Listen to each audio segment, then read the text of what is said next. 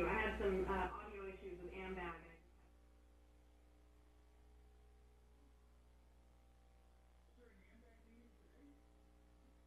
Yeah, AMBAG is usually the Wednesday before our council meeting, but tonight's council meeting was moved.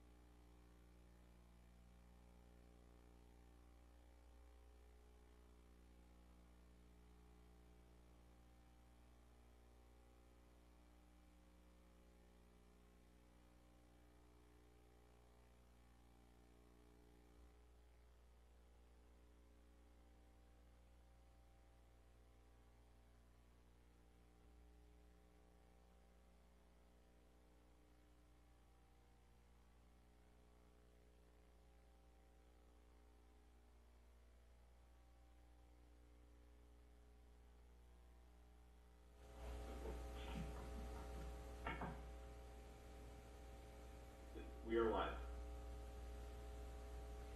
Okay. I see that says in practice session. Is that just my lagging on my end? Yeah, I think so. I think it's current for... Okay. Great. Welcome everyone to our Wednesday, November 10th, 2021 Capitola City Council meeting. I'm so used to coming out of closed session on one of these, but we are start as normal with Chloe saying a few words. Thank you, Mayor Brooks. Hello and welcome to the Capitola City Council meeting. In accordance with California Senate Bill 361, this meeting is not physically open to the public. Council and staff are meeting via Zoom, and there are several ways for the public to watch and participate. Information on how to join the meeting using Zoom, or a landline mobile phone, along with how to submit public comment during the meeting tonight, is available on our website, cityofcapitola.org, and on the published meeting agenda. The public can also live stream the meeting on our website. As always, the meeting is cablecast live on Charter Communications Cable TV Channel 8 and is being recorded to be rebroadcast on the following Wednesday at 8 a.m. and on Saturday following the first rebroadcast at 1 p.m.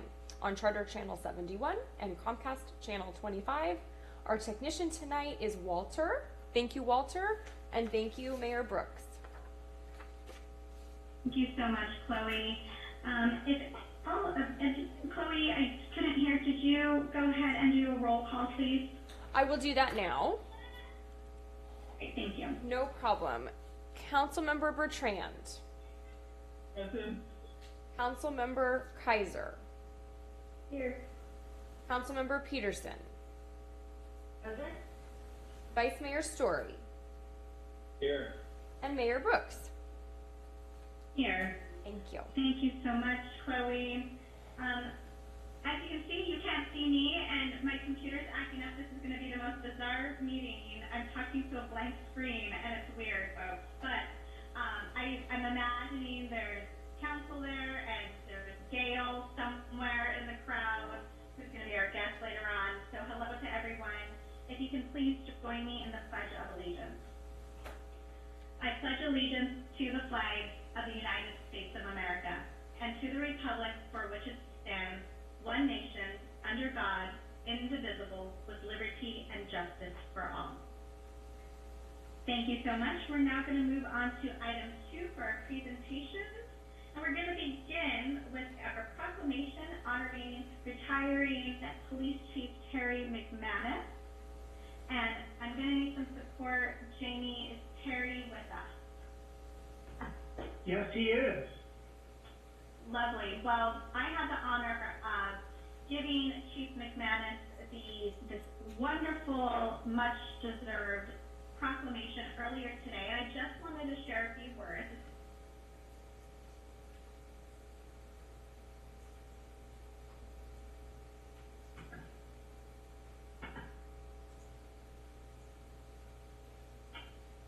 Unfortunately, it looks like we've lost Mayor Brooks.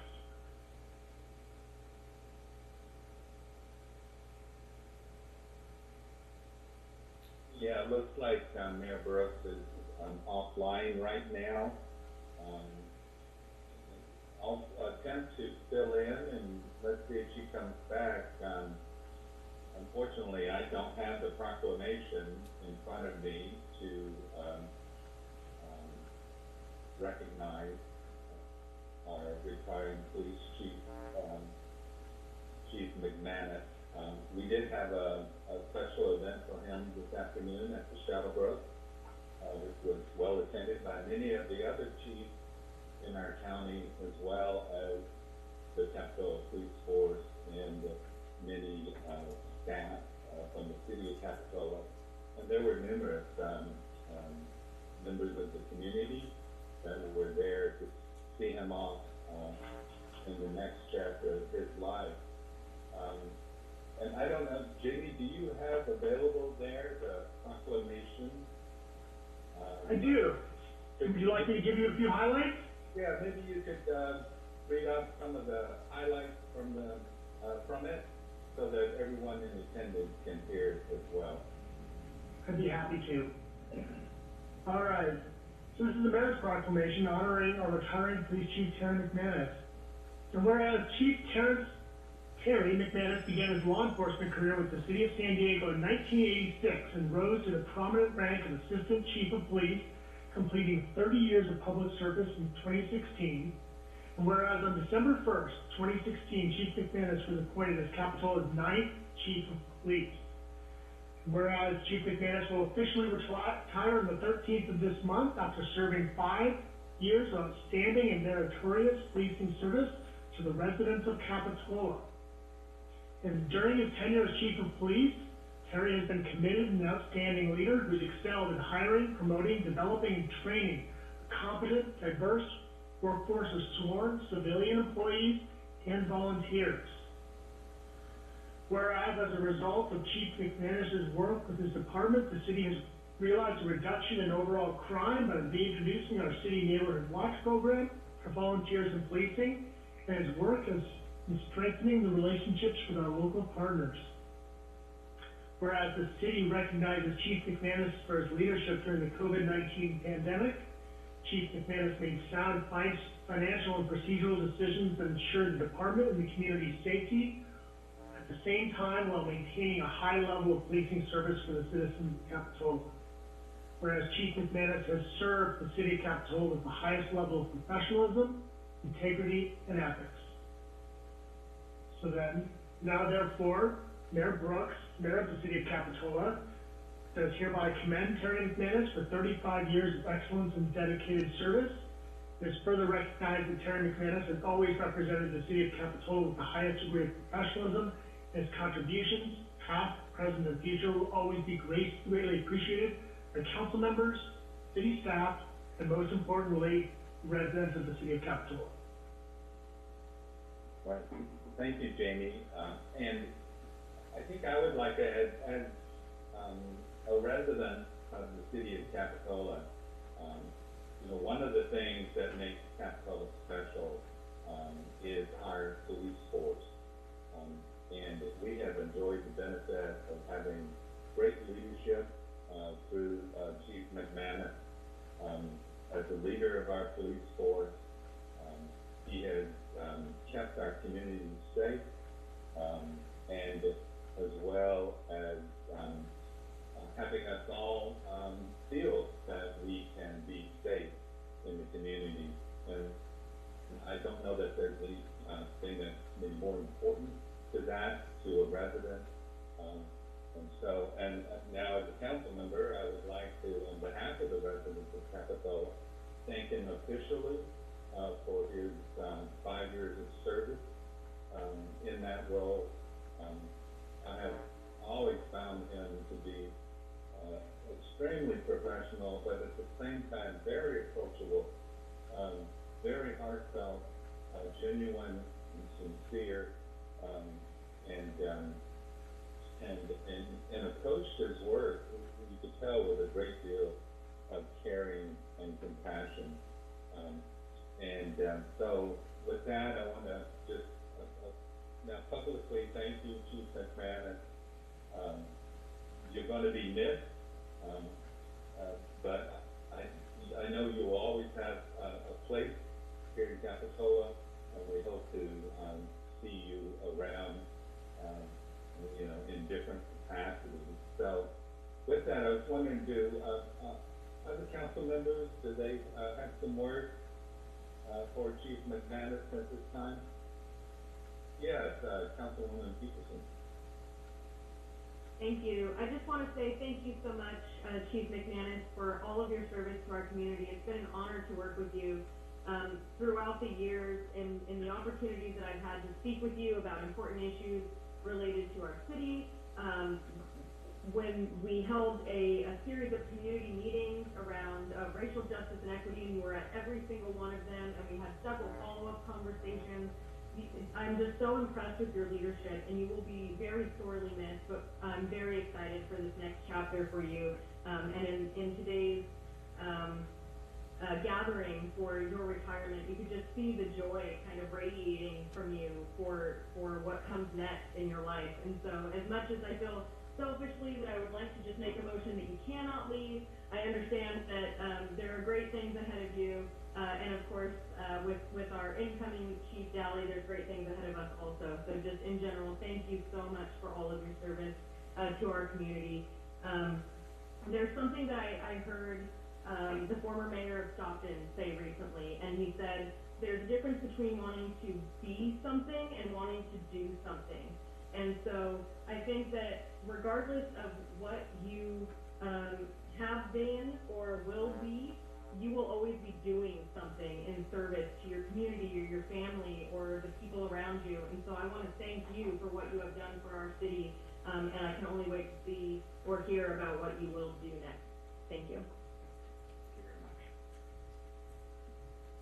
Thank you, Councilwoman Peterson. I'll call on Councilwoman Tyson.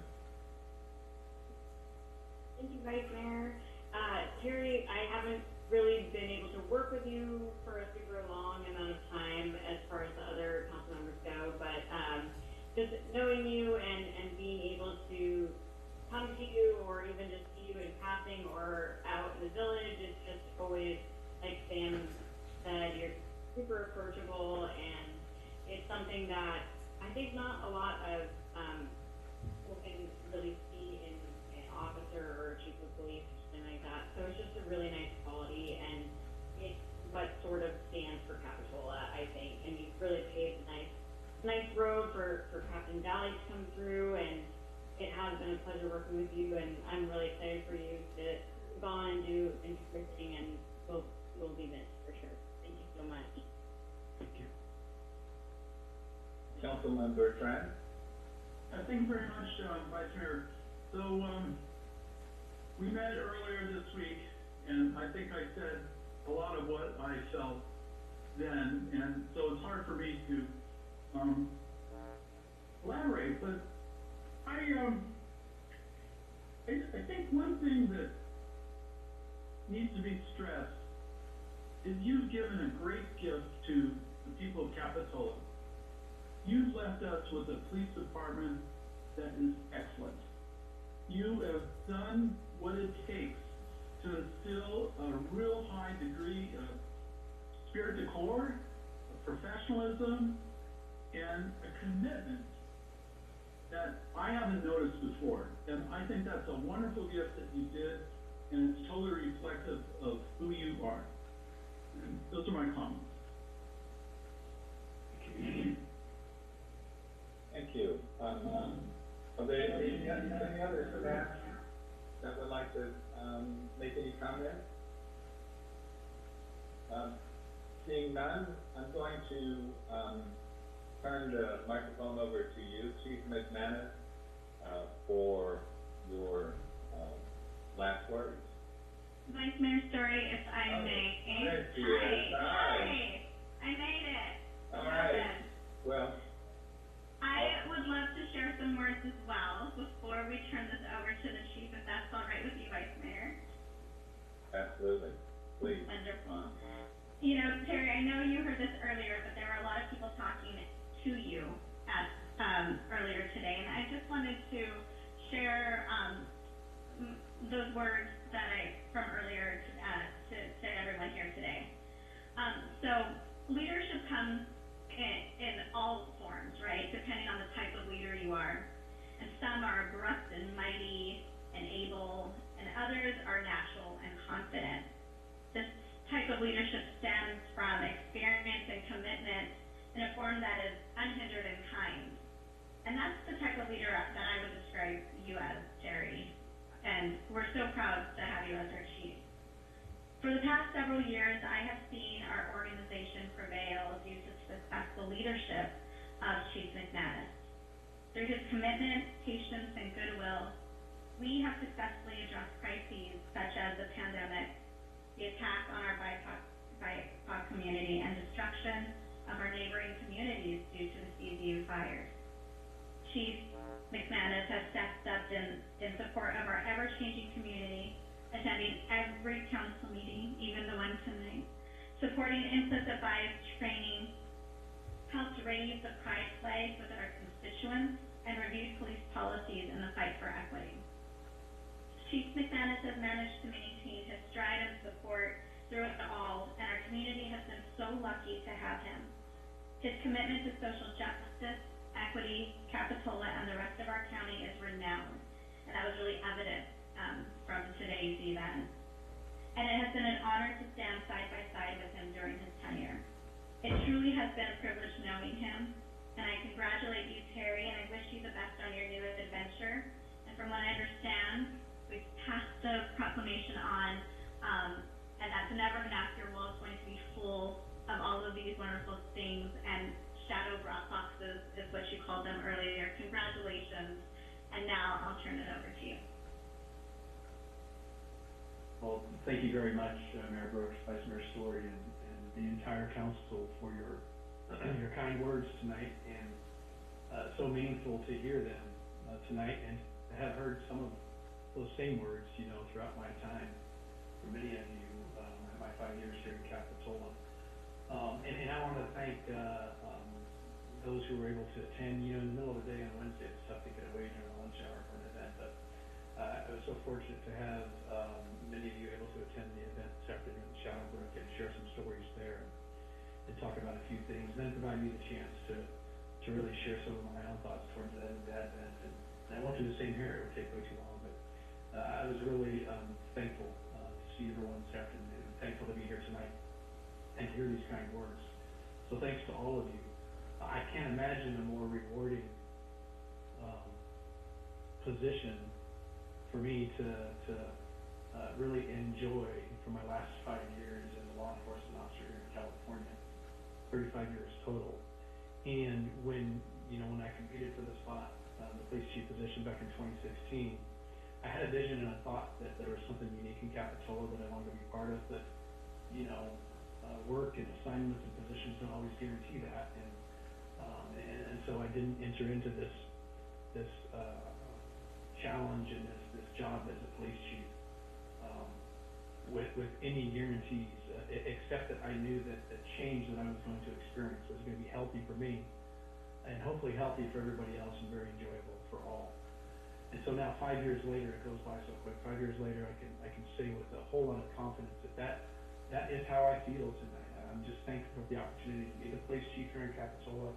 I wish Chief Dally all the success in the world. I think he's a great selection. He's a great representative of the city, the police department, the community. And of course, he and I will stay in contact as he gets acclimated in his new position.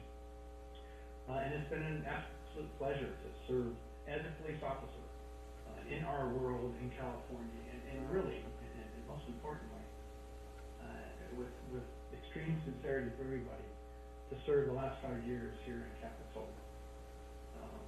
I couldn't have asked for a better opportunity. I couldn't have asked for a better community that really supports me, supports us, supports the city.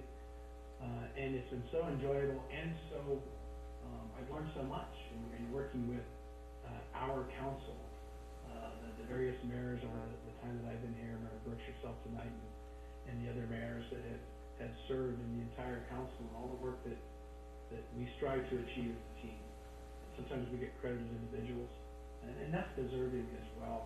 But really, the great work is accomplished by great teamwork. And so tonight, I love to share with council and with the public who might be listening that the teamwork really is a key ingredient in the police department to achieve our goals and to meet the expectations of the community here in Capitola and everywhere. They have lofty expectations of police officers, and they should. I touched on that a little bit this afternoon, and it's been a passion of mine for 35 years. And so, with a whole lot of emotions, a lot of joy, and a whole lot of pride for ourselves as the Capitola Police Department, I'm turning the chapter on my law enforcement career, and blessed to have retired here as the police chief in Capitola. And I thank everybody for all of their support along the way, and I wish all of you success going forward in your individual lives and your careers and your aspirations, and I wish great fortune for the city and for the police department. And then thanks as well to everyone, all the staff in the city. A lot of that work gets done behind the scenes, and especially as you mentioned, Mayor Brooks, during this last almost 2 years in the pandemic, we as a staff and we as a city weren't willing to not do the work that needs to get done here in Capitola to keep the community safe, to keep the community happy, and keep pushing forward in what has been the most difficult of circumstances. At least for me in my position as a police officer for 35 years, no one would have imagined that we would have been confronted with these challenges that still exist. But I'm really proud of how we worked through all of those as a city, as the various departments, and most importantly as a community here in Capitola. So thank you very much for everything, for the proclamation. Mayor Brooks, thank you, and for your kind words, everyone's kind words. And I'll say goodnight for now. Thank you very much. Thanks again, Chief McManus, and we wish you the best on your new adventures. Congratulations on your retirement. Oh my gosh, I want a huge applause for you. I wish everyone could be there cheering you on. You know we are. You know we are. There it is. There it is. Okay, everyone. Thank you, Vice Mayor Story, for taking over for that time. That was a little rocky. I had to restart the computer and do all sorts of things. But we're now going to be moving on to item 2B. This is a presentation regarding the Cabrio College Local Government Fellows Program. Who will I be turning this over to this evening? Arnie? Is it Arnie? Arnie, yes. Welcome. Can you hear me? I can hear you. Good, wonderful. Wonderful. Good evening, Mayor Brooks and members of the Capitola City Council. Thank you so much for making time for us on your agenda tonight. I'm Arnie Croce, and with me here tonight are Gail Helleran, Eileen Hill, and Matt Wittstein. And we're here to express our gratitude to the Capitola City Council for the very generous contribution you made to the Cabrio College Local Government Fellows Program. This is special significance to me. Cabrio College is the most significant institution in my life.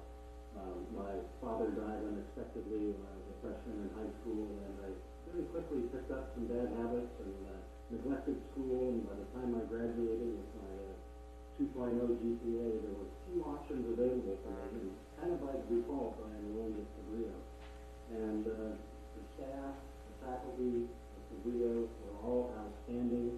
They were supportive, they were stimulating, they made me want to learn, and I did very well. And that led to a transfer to UC Berkeley to a degree in political science, ultimately a master's in public administration, and a 30-plus year career in city management, including 18 years as a city manager in the city of San Mateo.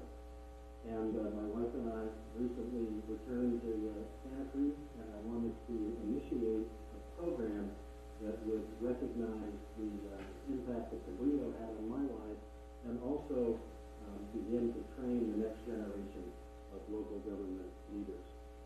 You're all local government leaders. You know the important role that local government plays in the lives of our communities. And we can't fill those roles without dedicated, competent public leaders. And the best way to do that, to begin that, is to spark interest among students in local government careers. And that's what this program is intended to do. We've got some pretty significant competition out there in engaging students. There's the shiny objects of finance and tech. And that's why a group of current and former local government officials came together to develop the Cabrio College Local Government Fellows Program. And I'm going to turn it over to Gail Helleran, who I'm sure is well known to all of you, to tell you a little bit more about the program. Thank you very much, and we appreciate the contribution and the time this evening. Thank you. Thank you, Arnie. Hi, my name is Gail Helleran, and I was the county clerk register our voters until my retirement in December 2020. I spent 27 and a half years working for the county, and an additional 8 working for the state legislature. I'm a huge fan of Cabrio College. My son attended the Cabrio College before getting into UCLA to finish his degree in linguistics and computer science.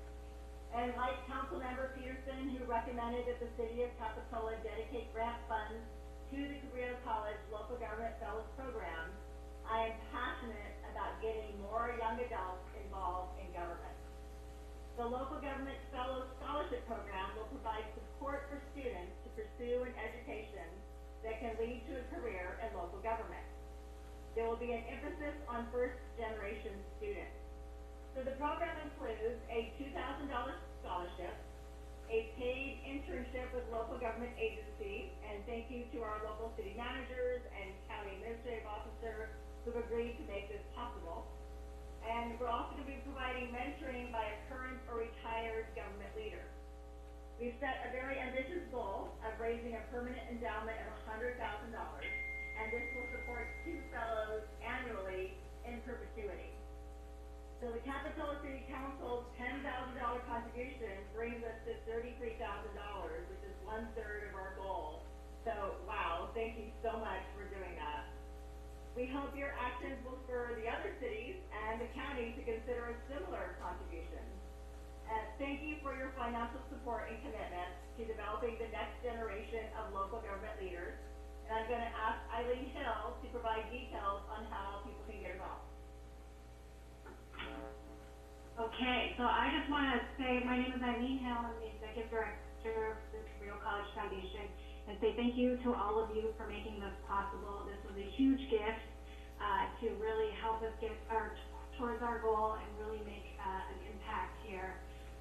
I want to thank Gail and Arnie, as well as Dana McCrae and Jamie, who have helped us get this started and going. There's a number of individuals who have made this possible, and we're really hoping that this spring we'll be able to make the first award to a deserving student, a future leader, and as council member Kristen Pearson said, somebody who wants to do something. And I think that was really powerful, and I think that's what we're hoping we can do with the scholarship. So thank you all so much again. If you know of any groups who want to learn more about what we're doing or how they can get involved, they can contact me at the Cabrio College Foundation. If you want to make a donation, you can go to foundation.cabrio.edu and donate and put in the notes that it is to the local Fellows Government Scholarship. And I'll hand it over to Matt Wetsteiner, Cabrio College President. Thank you, Eileen. Thank you, Arnie and Gail. I just want to extend my appreciation to the council members, to Mayor Brooks, for the progressive, forward-thinking spirit that you're bringing to this scholarship program. I benefited when I was a young college student in many the same ways as Arnie did. I was able to do an internship in Washington and get involved in local government, in federal government, maybe in the same way that Gail was, and it changed my life. It sent me on a course to study political science as a master's and PhD program. I happened to go through a program at Northern Illinois that trained most of the city managers in Northern Illinois, north of Springfield. So this is so personal to me in the sense that I know so many of my colleagues that went through graduate studies who are doing the kind of work that you all do on a daily basis. It is so important to support our students, and they're so deserving as first-gen students. I'm just delighted with the generosity that you've shown, and on behalf of the college, the foundation, everyone here, I just want to say thank you so much. Thanks so much, Matt, and thank you to all of you for putting this wonderful program together. I actually wanted to acknowledge Councilmember Peterson. She was the council member who initiated this and brought this forward to council, and so we are so lucky to have her and bringing this to Capitola and to our attention. So thank you, Councilmember Peterson, for this. Do we have any questions for our guests this evening before we move on? Councilmember Peterson? Thank you so much. I don't have any questions. I just want to make a quick comment and say thank you. I'm so excited about this program, and I want to thank you all so much for the time and effort that you've put into making it a thing. And I know our city manager was involved as well, so thank you to Jamie. Much as Arnie said, I tested out of high school when I was 16. I went into community college and finished when I was 18, and then I didn't go back for a bachelor's until I was 24. And at that time, I didn't have the credits I needed, so I went to Cabrio. And that's when I first got involved in my political science classes and realized that this is a thing I wanted to be a part of. And I wish that when I was younger, someone had told me that all the good trouble I was getting into was actually activism, and these are things that you can change through politics and through government. And I learned a lot of that at Cabrio, and then went on to CSUMB, where through my service learning program, I internshiped with Sam Barr's office, and later went to Cal State Northridge for my master's in public administration. And so all of this started with Cabrio. All of this started with a program like this that shows someone that they could be involved in something bigger than themselves. And so I'm just so so very excited, and again, thank you all for the time and effort that you put into this. I can't wait to see the next generation of local leaders that come out of this program. Thank you. Thank you, Councilmember. Councilmember Bertrand. So I was just wondering, are you going to be cooperating with the Banette Institute, because that's part of their mission, is to get young students involved in government? Yeah, really quickly, great question. We often will get requests from Secretary Panetta to have students attend, especially the speaker series that goes on every year through spring semester. And we have in the past had 2 or 3 students who were able to get a ticket to those events, which is just a terrific opportunity for them to have a day to network down in Monterey, or up in Monterey, with the secretary and the folks involved, and it's a spark plug for them. It really lights a torch for some of those students, and yeah. So the quick answer is absolutely any kind of outreach we can do in that effort, we will do. Yeah, because I know they have an internship program, but it's on the federal level. So it sounds like you're well acquainted with them. That's great. Okay. Well, thanks again, everyone. Nice to see all of you, and I look forward to hearing more about how this is going to grow and develop really soon. I look forward to it. Okay, we're now going to move on to item 3 for additional materials. Do we have any additional materials for tonight's agenda? Yes, yes, Mayor Brooks, there is one for item 8A, which is the temporary outdoor dining update. And there were 5 items for 8C, which is the side letters for the existing MOUs. Okay, great. Mm-hmm. And then any for item 4, additions and deletions? Staff has no changes.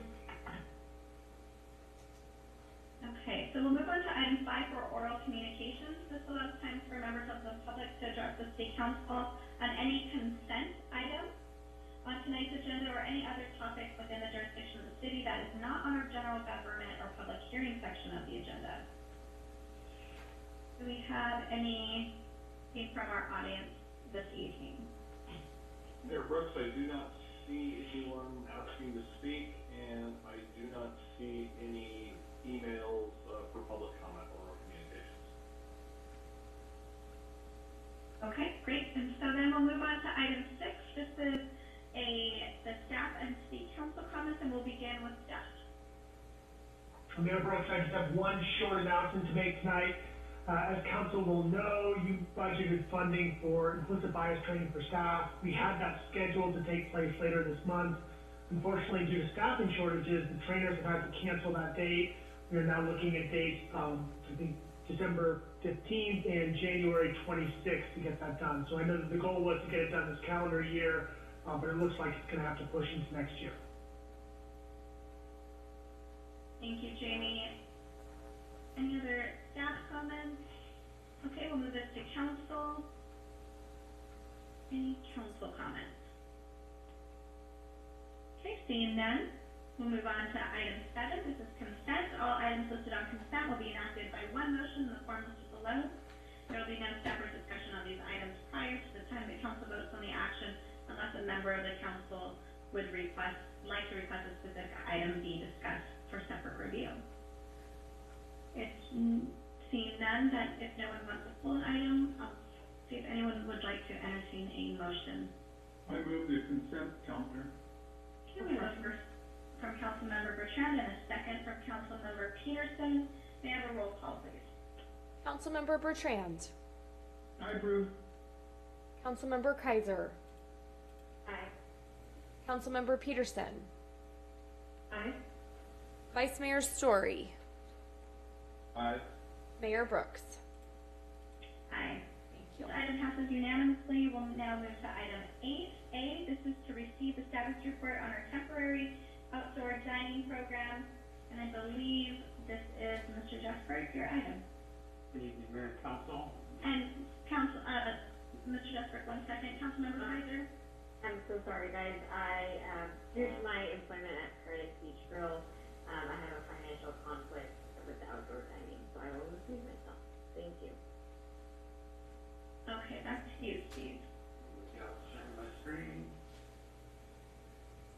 can see that. Item before you tonight is just a status report of the temporary outdoor dining program that's currently in place in the village area. Quick background, on August 26th of this year, the council extended the temporary outdoor dining program to January 3rd, 2022, due to ongoing concerns about the pandemic. At that time, new maintenance requirements were established that all trash must be picked up, flower boxes and planters must contain healthy vegetation, and the equipment and structures must be clean and all operational. No storage of other materials in the area is really what we're after there. The council at that time asked for staff to monitor the outdoor dining areas and for compliance and noise and usage, and calls for police. So this is that report coming back to you tonight.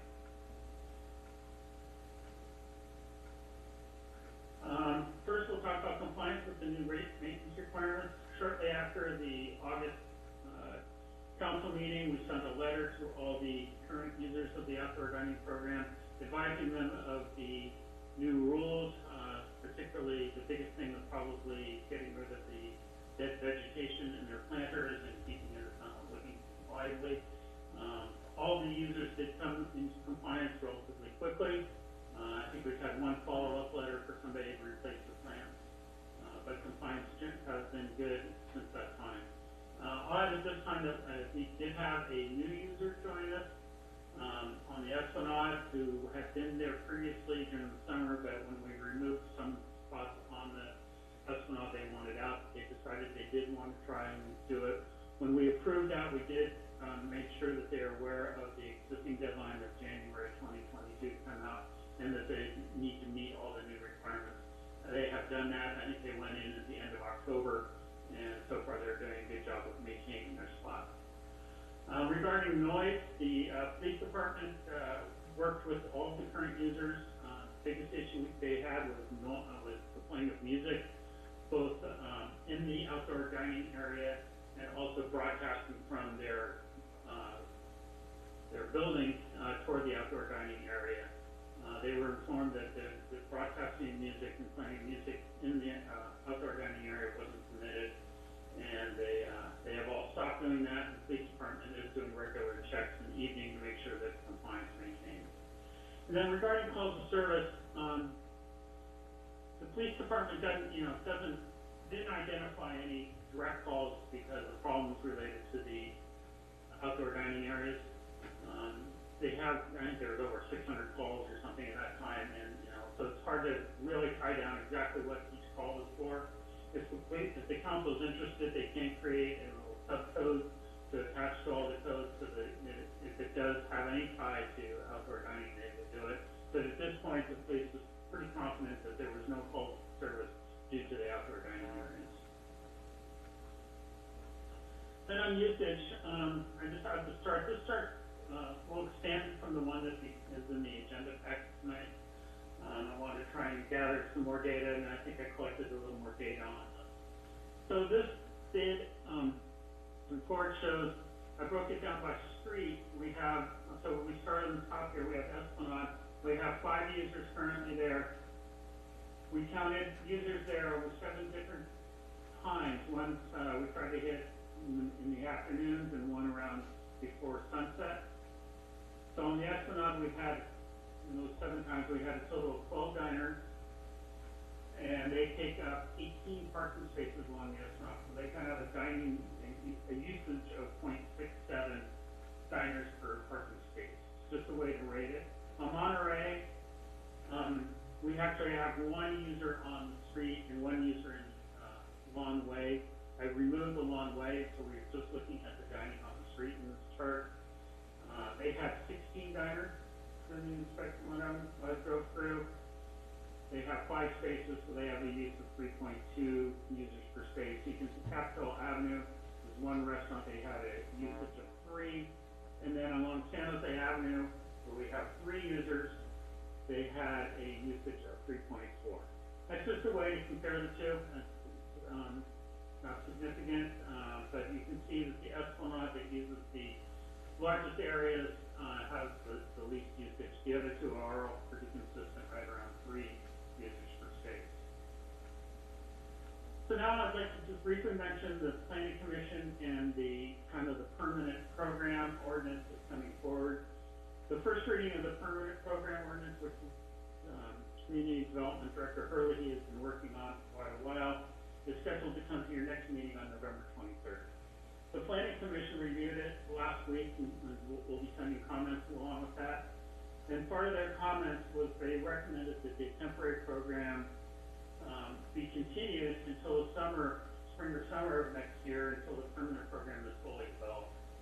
Timing for the permanent program, as you know, is depending on if we get the ordinance adopted.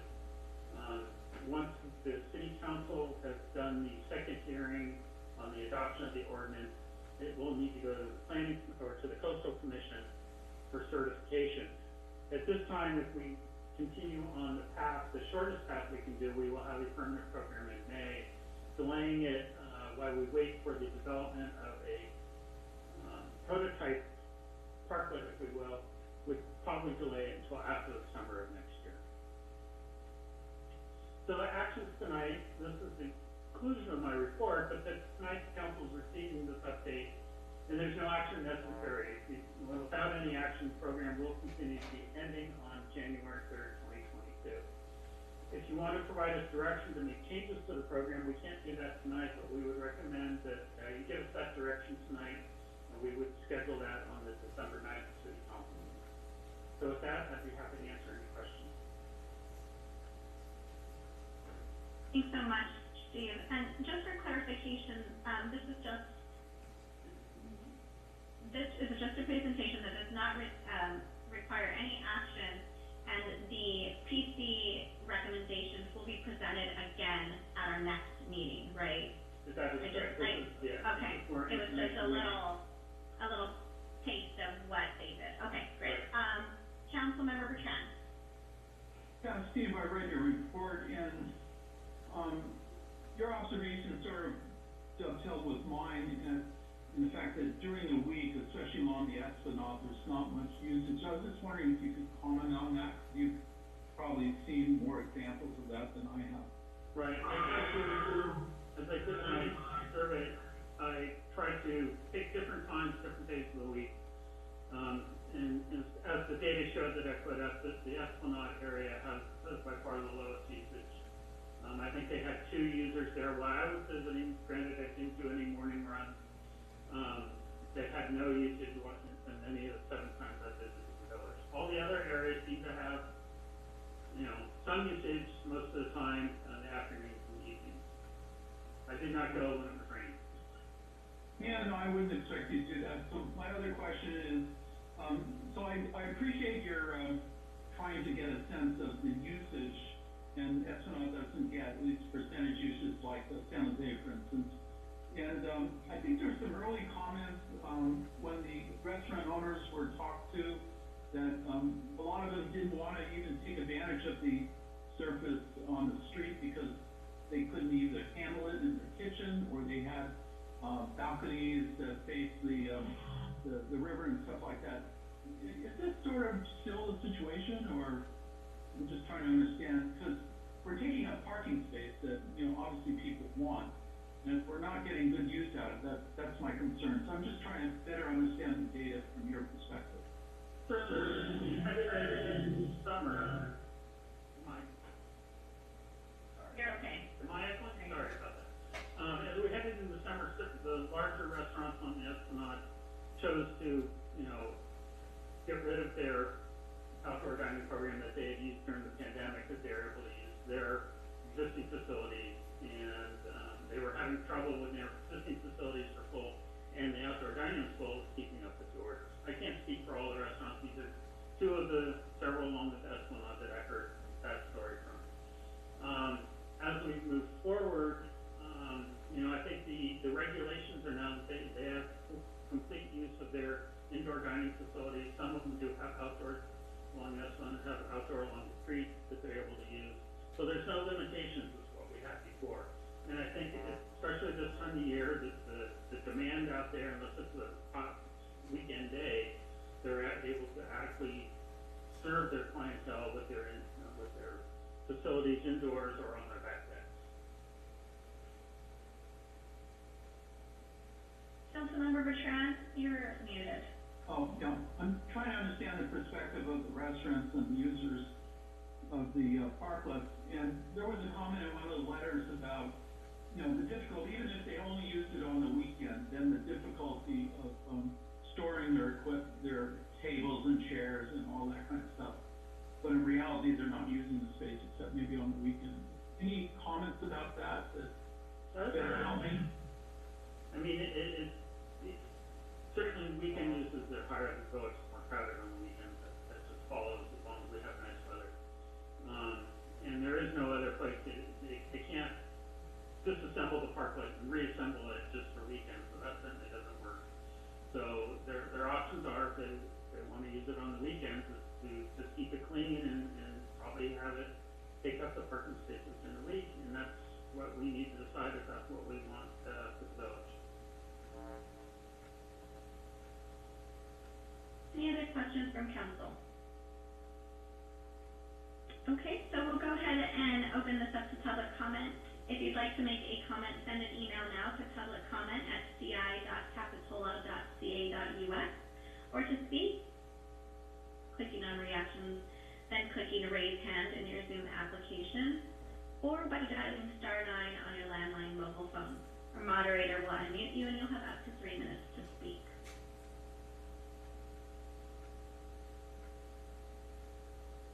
Mayor Brooks, I don't see anyone attendees wishing to speak. However, I do have a few emails on this topic. Unfortunately, it's been a little while since I've done this, so a little patience on this. So the first one I'm going to share. Larry, if you want to just read them too. They're pretty long. Okay. Some of them, so I think I prefer to have the it read, but we'll try. I'll try the first one if that's okay. And if that doesn't work, then I can try my best. Perfect. Okay. Perfect. So I hope you see the screen okay, and I will try the. Thank you, Honorable City Council and members of the Planning Department, in working with the hardest hit economic sector of our city, the service industry. Right to the point. Please understand the service industry has been the hardest hit economic sector across the U.S. Besides the obvious cash flow concerns caused by COVID, the service industry is suffering an unprecedented lack of employees, making sales hard to attain. The service industry is in a recovery mode. We have a lot to make up for to survive. This is where we still need the city's help. We need to recover. The outdoor dining is key to that recovery. That is why the governor passed SB 314. This recovery bill gives outdoor dining and to-go alcohol an extended period, 2024, with no additional fees and more flexibility in outdoor dining areas. This bill was recently passed so the service industry can have the needed time to recover. In the spirit of SB 314, Capitola's best action at this time is almost none at all. We urge you to extend the emergency outdoor dining order to align with the bill recently passed. This will enable the planning department the needed time to develop an outdoor dining program that would be well thought out, and not rushed. A plan that we all can be proud of, a plan that will last for decades to come. It was understandable the city's planning department was overwhelmed by the sheer volume of unanswered questions and ideas about this program before them when they last met. On a quick side note, I just want to make sure council and the planning board are reminded that 4 years ago a parklet program was approved by planning, city council, and the coastal commission for my bar on San Jose Ave. Hence, I was disappointed to hear of all the expenses the city is looking to incur now with new prototypes, new blueprints, studies, and more, when much of this has been done. We welcome any council member or planner who may not be familiar with that parklet program to reach out to us. We still own the blueprints and would be more than willing to share any information we have to possibly save the city some expenses and /or time. We read that staff recommends we remove our fixtures and equipment from the outdoor dining for winter. Please do not make us do this. Sometimes the best weather is in winter. If we can fill a few tables on a beautiful January or February day, that helps us recover. Taking it away for winter would be detrimental to our recovery. Understand, having a business remove the outdoor dining would add undue expense of storage, payroll, and even more important, disappointed customers. Please do not make us remove our chance of recovery. Don't make us remove our outdoor dining for winter. Back to the heart of it. Now is not the time to try and reinvent parking, traffic, and pedestrian access in the village. Now especially is not the time to increase operating costs on the hardest hit businesses. Now is the time for recovery. Give us that chance to recover. Follow the example of the state and temporarily keep the emergency order in place with the same timeline as SB 314, and let us keep our welcoming outdoor dining space for all to enjoy, especially on the sunny, beautiful winter days. We urge the council to make a motion to extend the emergency outdoor dining order. Thank you. Doug and Anne Marie Conrad, owners, Capitola Wine Bar. Mayor Brooks, I have another email, and I'll try and do that again.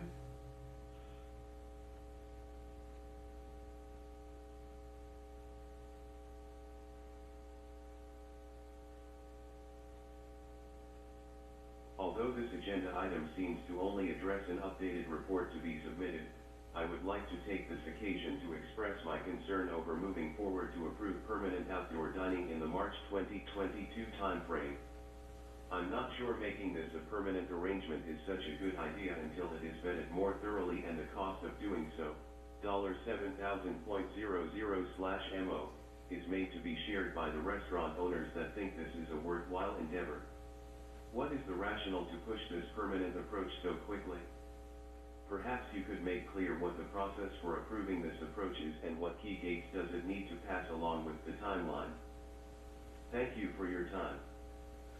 Send mail for windows. I have another email. Try again.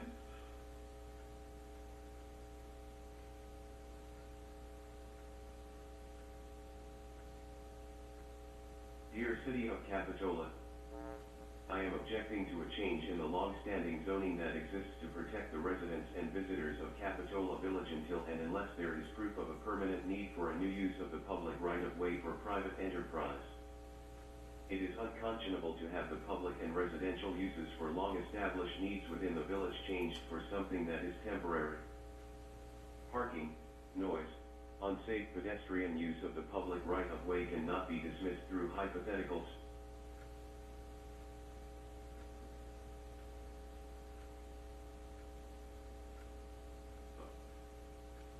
Unsafe pedestrian use of the public right-of-way cannot be dismissed through hypothetical surveys. We, the citizens of Capitola, ask the city to defend and protect out existing zoning bylaws, and not allow them to be corrupted. Thank you. Mary McKittrick. Okay, I think I have one more email.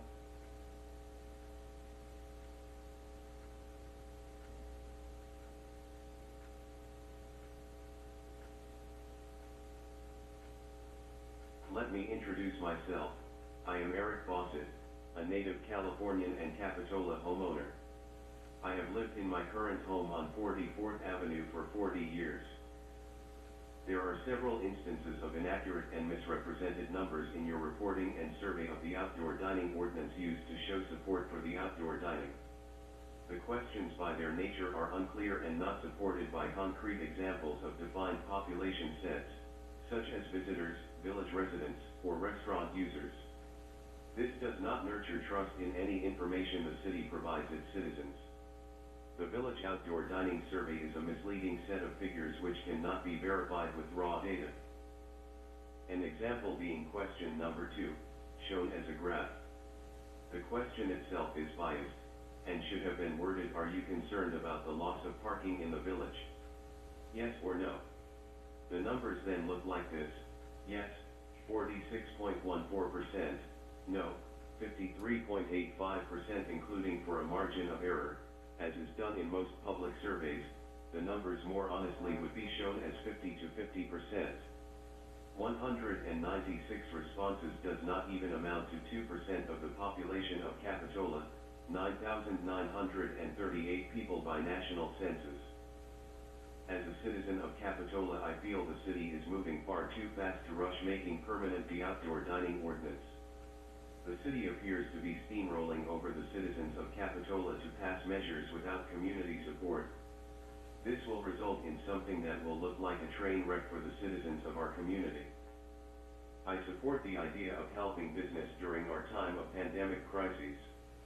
I feel it is irresponsible to make any permanent changes to temporary measures until this national crisis has passed. Sincerely, Eric Fawcett. Okay. Larry Laurent, City of Capitola, Assistant to the City Manager. Sorry. 831-475. Larry, want to comment? I apologize.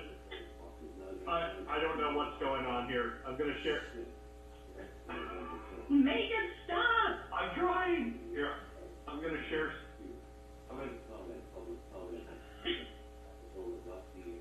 Okay, all right. Sorry. Okay. Always something new in technology. So I believe that is our last email, but we do have one attendee with their hand raised to speak on this item. Okay. It's Linda Smith.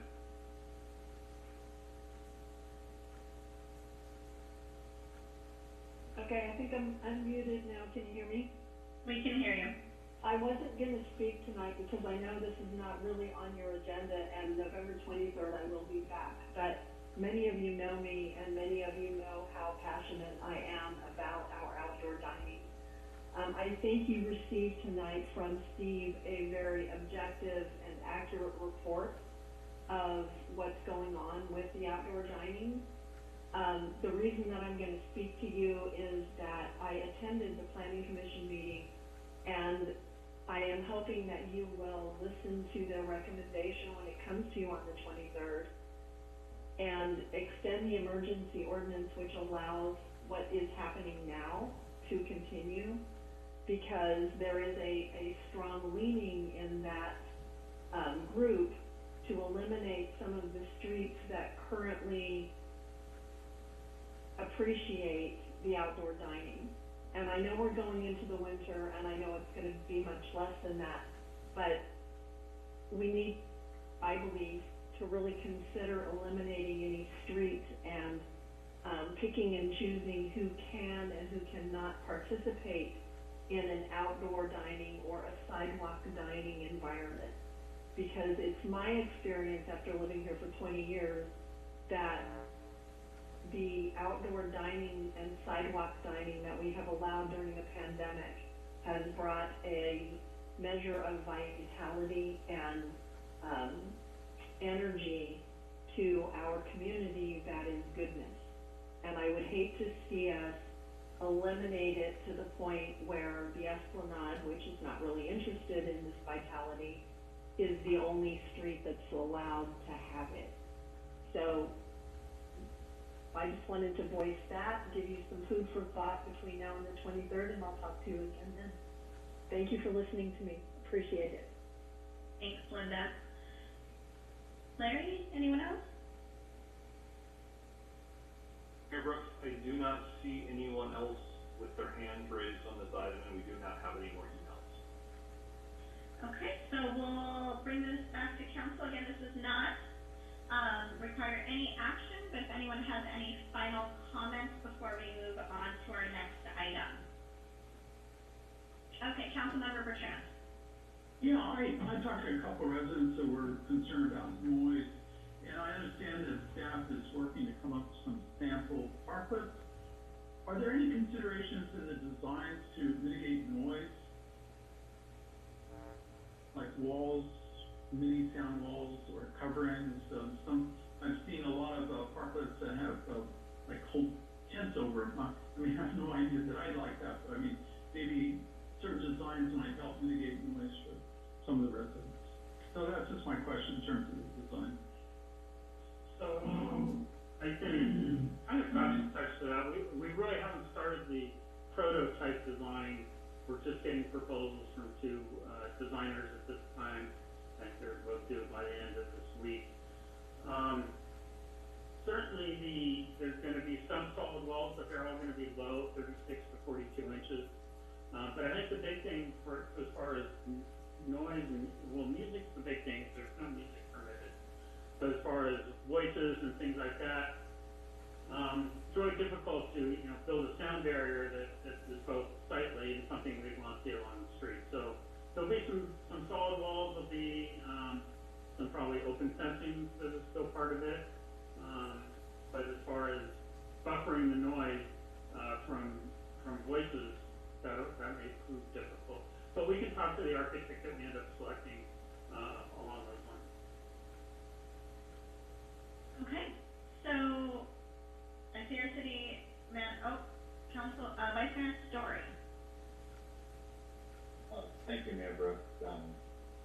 I just wanted to maybe ask that when this comes back to us on the 23rd, that related to the Planning Commission's recommendation that the temporary program be continued, I would just like to, and if we're going to entertain that idea,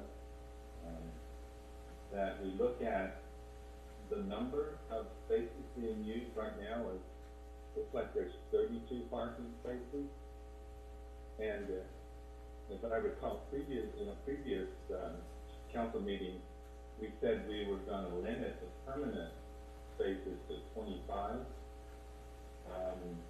So I would like staff just to bring back how we go from 32 to 25, and how that may impact extending the temporary program.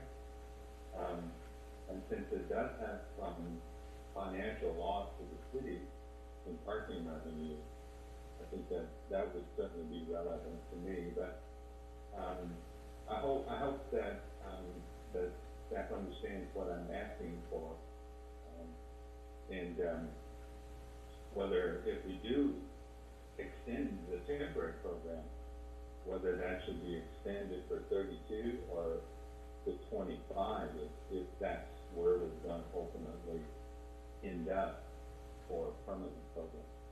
Thank you. Okay, and I just, Councilmember Bertrand, did you wanted to add anything before we move on to the next item? Thank you, Mayor. Yeah, since Sam brought up the topic, and I sort of touched on it a little bit, and based on my questioning of Steve, it bothers me that there's so much unused space or periodic use at certain times, and that's parking revenue. And if we're going to go to allowing this to happen, then the fees should reflect that, I think.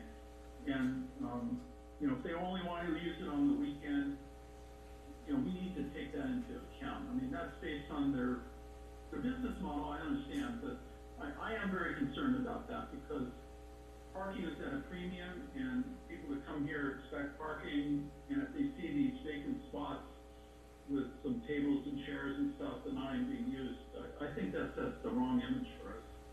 I don't like to see that. Thank you, Councilmember Bertrand. I'd like to just add a quick comment, Jamie, and then I'll come to you. So for our next meeting when this comes to us, the other piece that's missing from this puzzle is actually hearing from the business owners themselves and their plans. We're kind of seeing these like high level numbers and this kind of on these graphs and so forth, and I just think it would be important just to get a feel for what they really want to do, and if that's asking all of the restaurants on the Esplanade, what are their long-term plans, what do they want, and what do the folks on the other streets want. I mean, we're only talking about a small number of businesses to give them calls and get a direct response from. I think that would be very helpful, because we're kind of doing this, making these decisions at a high level here, and it would be nice just to hear what they'd like to do as well. Okay, so Jamie, and then we'll move on to the next item. I just want to try to help everyone focus on the difference between the permanent program, which is going to be an ordinance that the city would adopt, and then this temporary program. So as of right now, the temporary program will end on January 3rd, unless a council member tells us that they would like to see this on an agenda before that happens. So I want to be really clear, about that, because I think when we start talking about the two programs together, it gets really confusing for some people. So the next hearing we have planned is about the long-term program that we've been discussing, because we tend to merge these two topics. But that is the next planned hearing, to talk about the long-term ordinance that we would be putting in place that would hopefully take effect before next summer and would then be in place, the law of the land for the city for a while to come. So I just want to make sure we're all on the same page. And Jamie, to that point though, I want to be sure though that council has to their discretion to pause that conversation and to just extend the emergency ordinance to fall in line with the SB, I forget the number, the rule at our next meeting. So if we wanted, after we got this information, that, you know what, there's not enough time or not enough information to continue on with this bigger, permanent project, we could extend in the meantime. We have that at our discretion at the next meeting. Is that correct? Yeah, that's exactly what I was asking, because right now there wasn't a plan to bring it back, but I'm hearing you say that council does want to see that again, so we will make sure that's on the agenda for our next meeting. Well, I just want it to be an option. So like you said, it's twofold here. So if this is something we want to do, and to Vice Mayor Story's point of, what would 25 look like if we were just to extend the emergency ordinance, rather than what the 25 would look like for the permanent program. So is that what I'd like to see that too, Vice Mayor Story, but I don't know if that was what you were alluding to as well. Yeah, that's exactly what I'm alluding to. I mean, if we're going to be extending the temporary program, are we extending it for all current 32 spaces being used, or just for 25, or, and so, yeah, but just to, if I may respond to, Jamie's statement, about the order of our business, I thought we were considering the Planning Commission's recommendations on November the 23rd, and one of those recommendations was to extend the temporary program. So, doesn't that make it part of the November 23rd agenda item? So we brought forward the Planning Commission's recommendation around the temporary program, because that's what this agenda item tonight is. And then they have recommendations about the permanent program, and those will be conveyed to you on the 23rd as well. But I think if the council would like to talk about the temporary program and the permanent program on the 23rd, we can do that. And that's what I'm hearing the council, at least a couple council members saying this evening. So we can do that. Well, good. Thank you. Yeah, I think that we should try to tackle that issue on the 23rd, so everybody knows to know what to plan for come January. Thank you. Okay, Jamie, do you have what you need? We do. Thank you. Okay, so let's move on to 8B, our special events highlights and issues for 2021. Captain Sally? Hi, good evening. This is your item. All right. Congratulations again. Great, thank you. I'm going to make my first attempt at sharing my screen. Can you see me? Can you see my screen? I do not see your screen, but I can hear you. Councilmember Kaiser has returned just for Chloe to know. Thank you, Mayor. And can you see my screen now or no? No. Oh, okay. All right. Well, I'll just go with it here. Captain Alley, would you like me to share it? Is it on the shared section? It's on my desktop. So Okay. This is a short item here. So tonight we're here to review the 2021 special events, and with that we're going to see if there's any issues that we identify we can determine if, there's additional review that needs to happen, and then, we'll examine if we want to extend the reoccurring events for 2022. And so with that, a little bit of background is that, we have two different special events. There's, general events, and then we also have, minor permits, or minor events. Typically a general event is those events are 200 people or more, and then they also have significant, impacts to city services. Those events are like our car show, the Door for War, Art and Wine, Beach Festival, and the fireworks. And then our minor events are those events that are a little bit smaller. And it's typically those events with attendees of 200 and less, with no significant impacts to the city services. Events like that are like Operation Surf, the citizen strolls, and the food truck events that we have throughout the city. Last year was a little bit of a different year, obviously with the pandemic. In a typical year, we issue about 10 general permits per year and about 36 minor permits. In 2021, we only issued 5 general permits, and those permits were actually Operation Surf, which was in the beginning of the year, and then we had the Art and Wine, the Beach Festival, and then the Women on Waves event, and the fireworks event. So those are the 5 events that we had, and then we only had 4 minor events. It was definitely a late start, but with those, besides those 4 minor events, we were also able to add some twilight concerts, movies at the beach, and then Sunday art at the beach. Throughout all the limited events, just due to the pandemic, we did not have any significant issues that were raised for the 2021.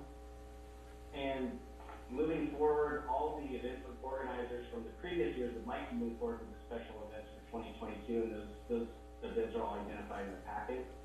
And so the recommended action tonight would be to provide any direction regarding any specific changes that you have, determine if there's any additional review that needs to be required for any of the special events, and then if not, authorize staff to treat last year's events or the events that are in your packet as reoccurring, we can issue the permits for this coming year. And with that, I can take any questions. Okay, council members, any questions for Captain Daly? Oh my God, I keep saying Captain. I mean Chief Daly. I'm so sorry. Not till Sunday. Okay. You're fine. Okay. Vice Mayor Story. Thank you, Mr. Brooks. And so, I think my question is, now I've lost what my question is, but I'll be premature, Chief Daly, but what I wanted to ask is, looking over the list of events from last year, there's an event that we just had this last week, put on by the Capitola Art and Cultural Commission, the plein air art project, and I just noticed it's not on the list, but maybe they don't get a permit or aren't required to have a permit. And if they are, maybe I would like to ask that event be listed as reoccurring. Sure. It's my understanding we don't issue them a permit as a special event, because it doesn't have significant impact, and the attendees are just small. So we don't issue a permit at this point. Okay, so they won't be jeopardized in any way next year when it comes in. Okay, good, thank you. Councilmember Peterson. Thank you, and forgive me, perhaps this is something I should already know, but I also don't see the BIA has done a cookie walk in previous years. Is that something that we give them a permit for, or is that also something that doesn't require a permit? We've never issued a permit for the cookie walk, so I would imagine it's one of those that falls under the permit requirements. But if it did, it would only be a minor, if it became, and then, like I said, it wouldn't rise to the level even to council at that point. So there's still some layers that it has to get to rise to this level. Okay, so it's based on the packet, it looks like you're just looking for us to authorize these ones as recurring, and then if any other minor event permit comes, then you'll just authorize those as a staff. Okay, perfect, thank you. Any other questions from council? Andy, is this the extent of it? If there were to be another larger event, it would come back to council, is that correct? Correct. So any new general event, a large event would come before council. Okay, great. I just want to make sure that there's just opportunity for that, just in case we've missed one or something comes forward. Okay, so let's bring this to, open this for public comment. If you'd like to make a comment, send an email now to publiccomment@ci.capitola.ca.us. Or to speak, please raise your hand now by clicking on reactions and clicking the raise hand in your Zoom application, or by dialing *9 on your landline mobile phone. Our moderator will unmute you and you'll have up to 3 minutes to speak. Mayor Brooks, I do not see any attendees wishing to speak on this item, and I do not see any emails on this item. Okay, let's bring this back to council for a vote.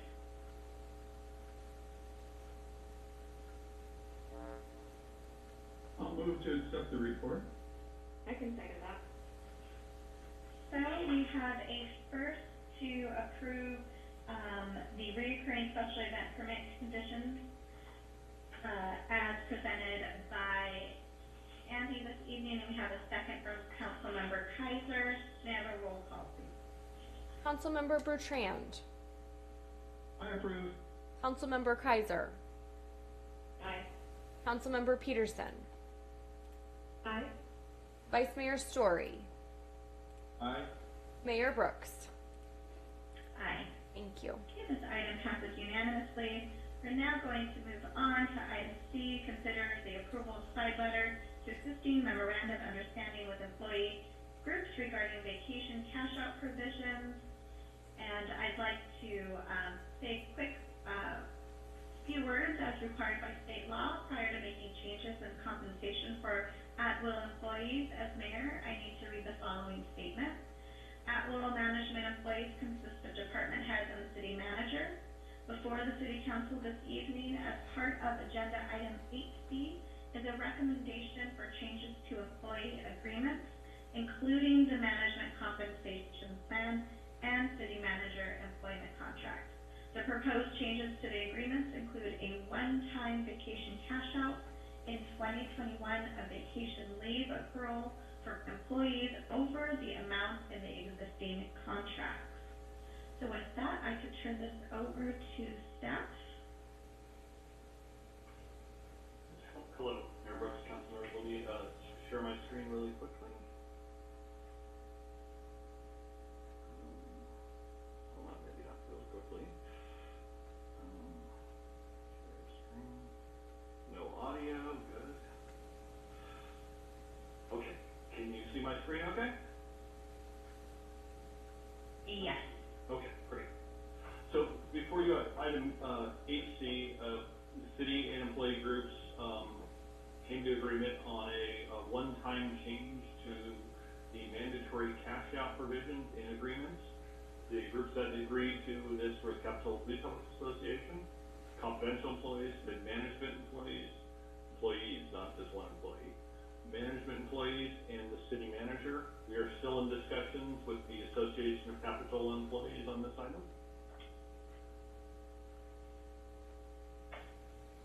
City groups negotiated the suspension of the May 2021 mandatory cash out. That had been part of all the agreements, but due to COVID and the uncertainty of the cash flow situation, this was done last December. This was suspended for 2021. Unfortunately, it created a situation where some employees' vacation balances would end up being significantly higher than the limits that are defined in the agreements. This one-time proposed cash out will occur in December of 2021 for those above the limits. The goal of this is to, by the next mandatory cash out, which is in the agreement for May of 2022, everyone would be back down to the limits that are defined in the contract. In addition, the Capitola Police Association does not have an optional cash out, and because overall the accrual leaves have gotten much higher during the pandemic due to a number of circumstances, the proposal includes a one-time 40-hour cash out for all employees in the group, not just those that are above the limits. So the recommendation tonight is to authorize the city manager to execute side letter agreements for the following groups: the Capitola Police Officers Association, mid-management employees, confidential employees, and approve changes to the management compensation plan and to the city manager employee contract. And with that, I'm here to answer any questions. Thank you, Larry. Council, do we have any questions?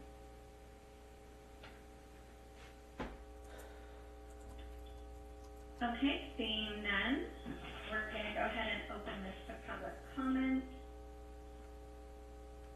If you'd like to make a comment, send an email now to publiccomments@ci.capitola.ca.us, or to speak, please raise your hand now by clicking on reactions, then clicking raise hand in your Zoom application, or by dialing *9 on your landline mobile phone.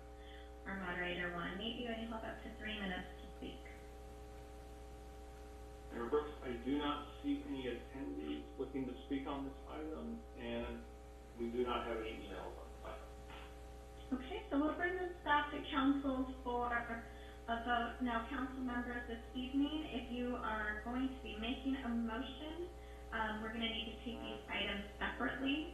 So the first item on tonight's agenda is item C1, and that's authorize the city manager to execute the side letter agreements to existing memoranda of understanding MOU with changes to A, the Capitola Police Officers Association, B, Mid-Management Employee Bargaining Unit, and C, Confidential Employee Bargaining Unit.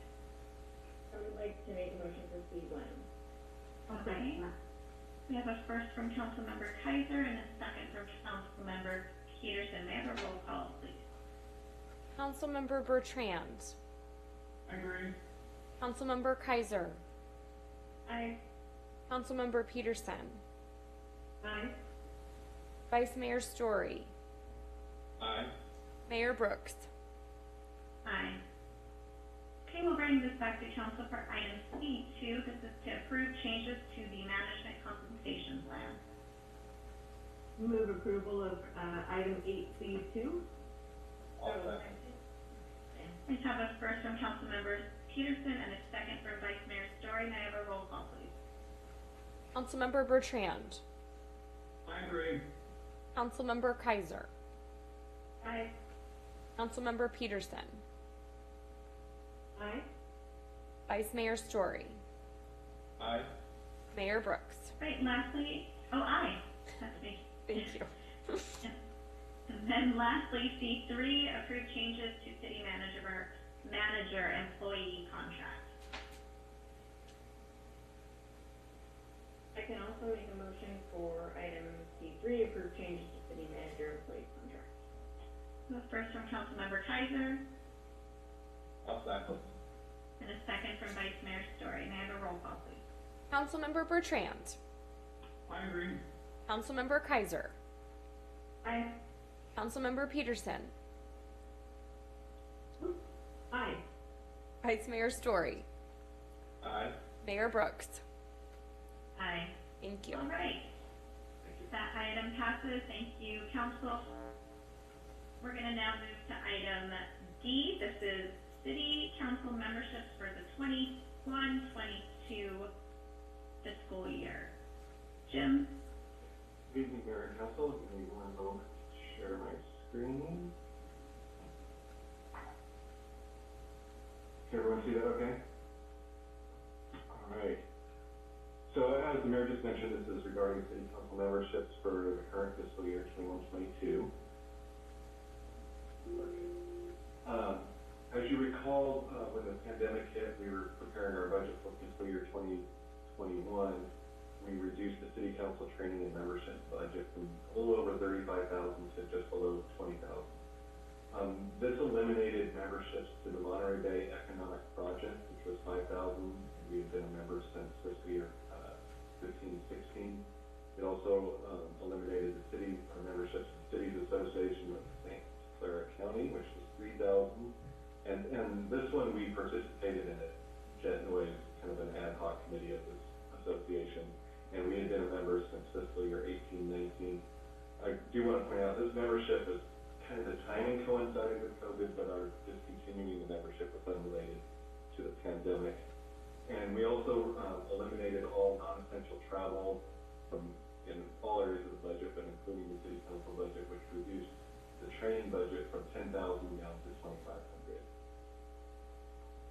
For this fiscal year, 21-22, we kept that budget at the same 19,800, and the budget, that amount includes 2,500 for city council training, 10,900 for our memberships in AMBAG and LAPCO, which are both legally required that we participate or are members of those organizations, and also 6,400 for the League of California Cities, which, as you're all well aware, advocates for city interests, which was especially important during the pandemic. Just to give you a little background on the memberships we cut out, the Monterey Bay Economic Project, which was founded in 2015, is a nonprofit organization consisting of public and private entities in Santa Cruz, Monterey, and San Benito counties, and their mission is to improve the economic health and quality of life in the region. The Cities Association of Santa Clara County is a public sector partnership of cities in Santa Clara County, and they formed a jet noise impact committee and invited cities from within Santa Cruz County to participate, along with Capitola, the city of Santa Cruz, Scotts Valley, as well as Santa Cruz County, all participated in the jet noise impact committee. Our representative to the jet noise committee recommended discontinuing our membership right towards the end of 2019 and beginning of 2020. And just as a kind of FYI, the city of Santa Cruz, Scotts Valley, as well as the county have all discontinued their memberships as well.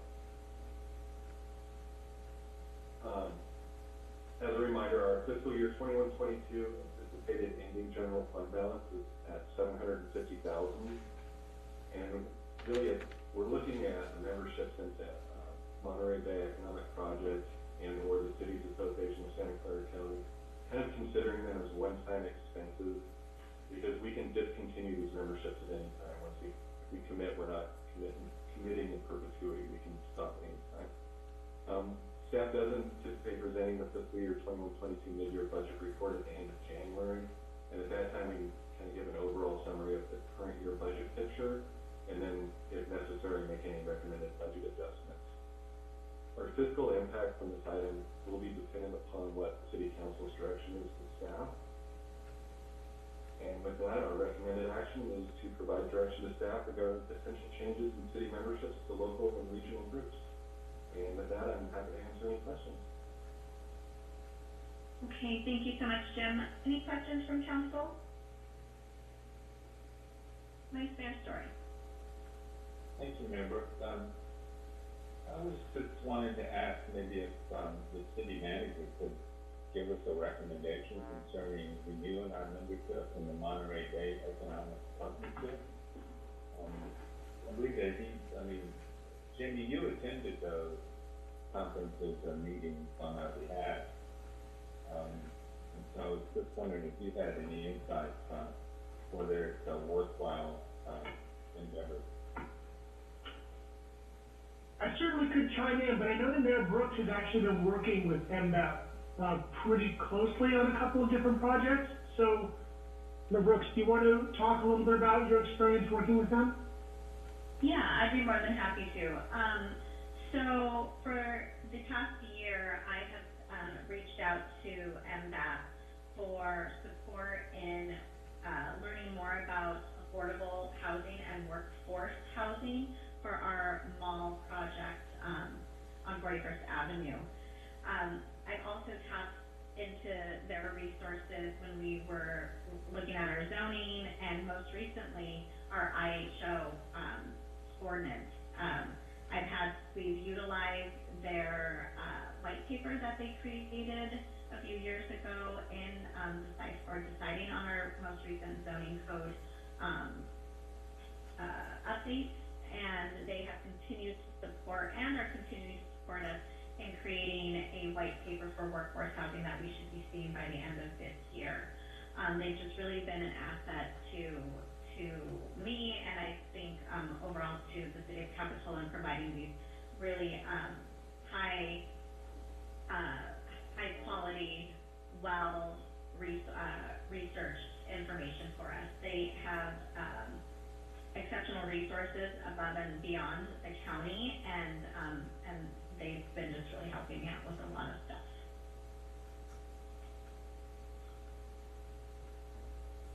Does that, Councilmember Kaiser? Thanks, Mayor. I just want a little bit of clarification. So, becoming a member is this essentially?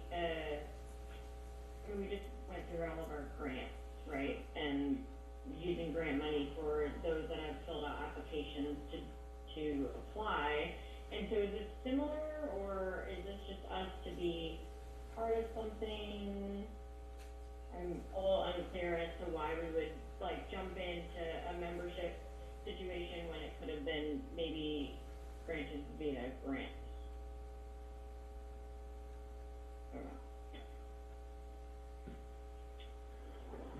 So my understanding of how NDUP works is that they do try to get public agencies to join, and then what they do is if you're a public agency, I think you can get discounts on their state of the economy conference that takes place down in Monterey once a year. In addition, they have specific task forces that try to work on different issues, from farm worker housing to economic development issues. And so by being a member, you can participate in their different task forces. So I think basically just as a nonprofit, they have a little bit of a different structure. They're not asking for grant funding, they're kind of offering a membership. But I think your point is a decent one for sure. Thanks. Any other questions? Okay, so let's move this to public comments. If you'd like to make a comment, send an email now to publiccomment@ci.capitola.ca.us, or to speak, please raise your hand now by clicking on reactions, then clicking raise hand in your Zoom application, or by dialing *9 on your landline mobile phone. Our moderator will unmute you, and you'll have up to 3 minutes to speak. Mayor Brooks, I do not see any attendees wishing to speak on this item, and we do not have any emails on this item. Okay, so we'll bring this back to council for further comments and a vote. Councilmember Peterson and Vice Mayor Story, and then Councilmember Bertrand. Thank you. I first want to speak in support of continuing or re-upping our membership with MBEP. I think that's a great organization. In my day job, I work with a similar organization in Silicon Valley, but I think this one is much more appropriate for us on the Central Coast in the Monterey Bay. I also want to kind of gauge the council's thoughts on adding a new membership to the National League of Cities. We are currently part of the California League of Cities. The National League of Cities for a city of our size would be about $1,500 in membership dues a year. So I'm only suggesting that we do it for a year. If it turns out it's not worth it, none of us take advantage of the opportunities or the networking, the education, the different councils they offer, then we don't do it again. But in looking at the National League of Cities, for example, they have a small cities council, which allows those with 50,000 people or less in their city to come together and discuss issues that are pertinent to smaller cities. I think that's really important, especially considering that throughout the pandemic we saw with, was it the Build Act? No, it was one of the federal bills, the amount of funding that was given to cities with less than 50,000 people was a different kind of funding allocation than it was for the larger cities. And so I feel like being involved with this kind of group would really be helpful. There's also councils on youth education and family, which I know Mayor Brooks are really interested in. There's a Young Municipal Leaders program, which is really in alignment with what we've just supported with our Cabrio College, our funding towards Cabrio College and Young Municipal Leaders. So I've been interested previously in attending some of the National League of Cities conferences, but because we weren't a member, it would have been kind of not worth the cost to pay the non-member cost to join these kind of conferences. But I think that there's a lot to be gained from being a part of a League of Cities that isn't just within our own state, because I've found a lot of benefit from the California League of Cities, and I think that we could find additional benefit from learning from other cities that are outside of California as well, kind of best practices and things of the like. So I'm interested in hearing what the other council members feel about kind of doing a one-year trial of a membership with the National League of Cities. Thank you. Vice Mayor Story? Thank you, Mayor Brooks. In order to move this forward, I'd like to maybe put a motion on the table. One, that we approve renewing our membership with the Monterey Bay Economic Partnership, and that we also sign on to a membership with the National League of Cities. And that's my motion.